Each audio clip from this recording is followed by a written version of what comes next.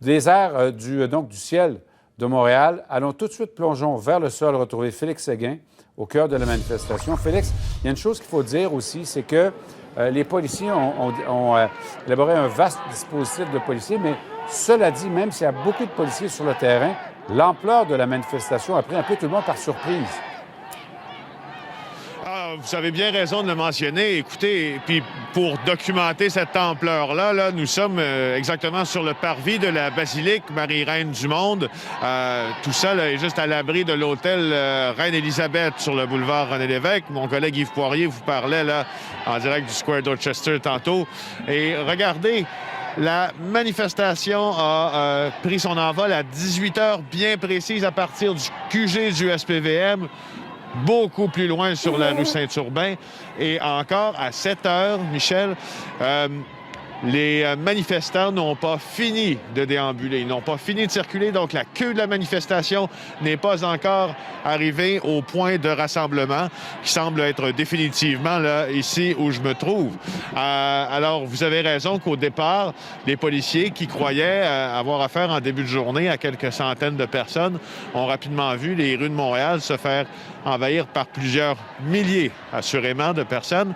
Et vous l'avez remarqué, tout comme nous, le SPVM, qui, dans un rare Twitter, un rare message Twitter, a affirmé là, son désarroi en lien avec le décès de George Floyd et aussi son désarroi en lien avec les témoins qui n'ont rien fait sur place.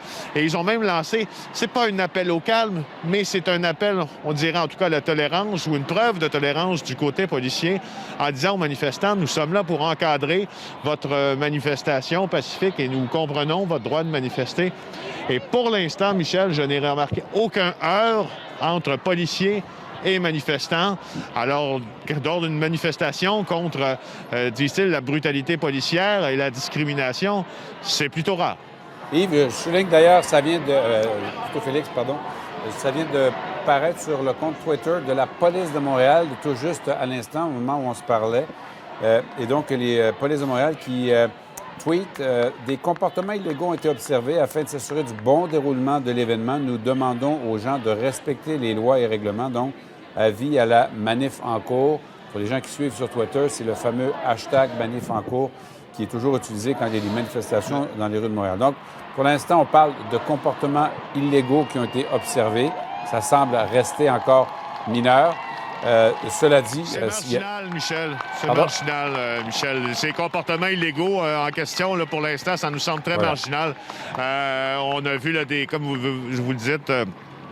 Vous le dites bien, là, on a vu des feux d'artifice qui ont été là, lancés au-dessus de la foule. Est-ce que c'est à ça dont on réfère? On a vu quelques graffitis peints sur les murs, mais c'est à la limite anecdotique là, pour une manifestation de cette ampleur-là au centre-ville de la métropole en plein temps de pandémie, Michel. Bien sûr, en effet, vous avez raison de le signaler. Et je signale aussi que, Félix, on n'a pas vu non plus de casseurs et leur célèbre tenue noir parmi les manifestants. Alors, la bonne nouvelle pour l'instant, c'est que ça semble se dérouler rondement.